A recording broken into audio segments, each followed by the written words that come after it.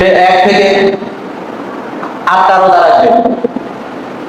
এরপরে সে ইয়াউমে আরাফা, হাজী সাহেবেরা যখন আরাফাতে অবস্থান করে 9 তারিখ, ওই 9 তারিখে ইয়াউমে আরাফা, আরাফার দিন যে ব্যক্তি রোজা রাখবে, সামনে সে যদি বেঁচে থাকে তাহলে 1 বছরের সওয়াব তাকে দান করা হবে।